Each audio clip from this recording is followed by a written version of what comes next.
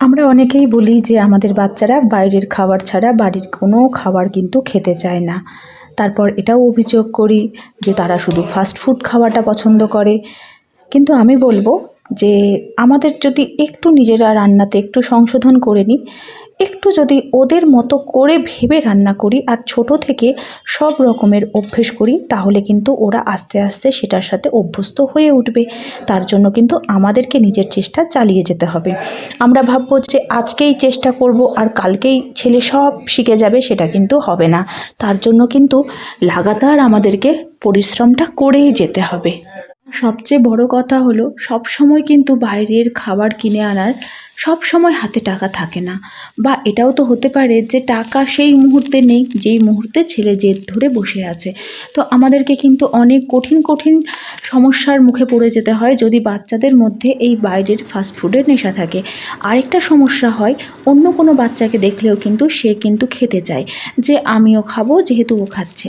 কিন্তু যদি ওদের ওই টেস্টটাকে আমরা বাড়ির একদমই নিজের মতো করে কিছু একটা রান্না করে দিই, রোজ রোজ কিছু একটা ভ্যারাইটিস করে দিই, তাহলে কিন্তু ওদের নজরটা সেভাবে বাইরের ফাস্টফুডে যাবে না।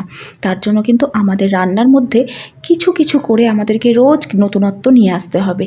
একঘেয়েমি খাওয়ার বাচ্চারা কিন্তু একদম পছন্দ করে না। তাই ওদের জিনিসটাকে ওদের মনের মতো করে বুঝে যদি একটু করা যায়, তাহলে কিন্তু আমরা ছোট থেকেই ওদের মধ্যে একটা ভালো অভ্যেস তৈরি করতে পারবো। আর এটা কিন্তু শুধু যে টাকার সাশ্রয় সেটা না, এটা কিন্তু হচ্ছে নিজের শরীরের জন্য, নিজের বাচ্চার শরীরের জন্য। আমাদের জন্য কিন্তু বাইরের চপ, সিঙ্গারা, মুড়ি যেটা আমরা টেস্টি করে খাই, সেটা কিন্তু শরীরের ভীষণ ভীষণ ক্ষতি করে। এখন প্রত্যেকটা ডাক্তার বলুন, এবং যদি আপনারা একটু বড় বড় সেলিব্রিটিদের ওদের ম্যাগাজিনগুলো ফলো করেন, জানতে পারবেন যে তারা কিন্তু বাইরের খাবারটা খায় না। ওটা আমাদের দেখে মনে হয় যে ওনারা বাইরে সেই ভালো ভালো খাবার খায়, কিন্তু ওনারা খান একদমই, আমি তো বলবো আমার কি বলবো, ওটা হচ্ছে আমরা যেটা খাই তার তুলনায় বলবো অখাদ্য খাবার। কিন্তু সুস্থ থাকতে গেলে সেইগুলোই কিন্তু আমাদেরকেও খেতে হবে। তবে একটু টেস্টি হলে কি হবে, বাচ্চারা কিন্তু ছোট থেকেই তার সাথে মিলিয়ে চলতে পারবে। তো আজকে ওই জন্য আমি ভাবলাম যে কি করা যায়, যেহেতু আজকে না স্কুল থেকে আসার পরেই আমার ছেলেটার একটু সর্দি সর্দি ভাব। আসলে ওই যে গতকালকের ভিডিওটা তো দেখলেন যে রাত্রেবেলায় ছাদে গিয়ে ওই গাছটা করা হয়েছিল, গাছগুলো লাগানো হয়েছিল। আর এমন হয়েছে যে ছেলে স্কুল থেকে আসার পর, বাবা স্কুল থেকে যখন আসছে ছেলের, তখন কিন্তু এখন সন্ধ্যের আগেই হয়ে যাচ্ছে। ফলে কি দিনের বেলাতে তো আর সম্ভবই হচ্ছে না। তাই জন্য কিন্তু আমাদেরকে সন্ধ্যেতেই যেতে হয়েছিল। আর আমি তখনই ভয় পাচ্ছিলাম, যেহেতু চারতলার ওপরে প্রচণ্ড হাওয়া দিচ্ছিল, আর সেই হাওয়াটাই মনে হয় ছেলের একটু লেগে গেছে। স্কুল থেকে এসে দেখি যে ওর শরীরটা আজকে একটু ভালো লাগছে না, একটু গা হাত পা কেমন ম্যাশ করছে। তো ওকে তেল দিয়ে একটু মালিশ টালিশ করে দিয়েছি। আর বিকেলবেলাটায় ওর জন্য এই খাবারটা বানাচ্ছি। শুধু ওর জন্য নয়, আমরা তিনজন কিন্তু একসাথেই এই খাবারটা খাবো। এতে কিন্তু কোনো এক্সট্রা আমার জিনিসও কিনে আনার প্রয়োজন নেই। আর এই রান্নাটা আরেকটা স্পেশাল ব্যাপার হচ্ছে, সেটা হচ্ছে ধরুন বাড়িতে হঠাৎ করে কোনো গেস্ট এসেছে এবং এমন টাইমে এসেছেন যে টাইমে আপনি হয়তো টিফিনের টাইম, বা বাড়িতে কেউ নেই, আপনি একা আছেন, তখন কিভাবে সেই গেস্টকে আপনি টিফিনটা দেবেন। তো আমি একদম এই রেসিপিটা, যেটা দেখুন আমি একদম তৈরি করে যেটা আজকে আপনাদের সাথে শেয়ার করছি, সেটা হচ্ছে একটু মুড়ি ভাজা, যেটা নাম এটা দিতে পারেন। কিন্তু আজকে আমার বাড়িতে ছোলা ভাজা বা বাদাম ভাজা কিছুই নেই, ওগুলো শেষ হয়ে গেছে।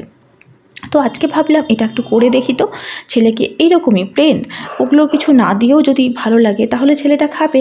আর যেহেতু সর্দি ভাব আছে, এইরকম খাবার কিন্তু ওর খেতেও ভালো লাগবে, যেহেতু গরম মুড়ির একটা আলাদা টেস্ট থাকবে।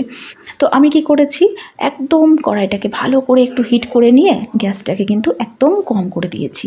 তার মধ্যে 1 চামচ মতো একটু সরষের তেল দিয়েছি, আর তার মধ্যে 2টো শুকনো লঙ্কাকে ভেঙে দিয়ে দিয়েছি, আর কয়েকটা কারি পাতা দিয়েছি। কারি পাতা খাওয়া কিন্তু খুব ভালো, এটা তো একটা ভালো হ্যাবিট। আর আমার ছেলেকে এই তেলে ভাজা যে কারি পাতাটা হয় না, যেটা মুচমুচে খেতে হয়, ও কিন্তু খেতে ভীষণ ভালোবাসে।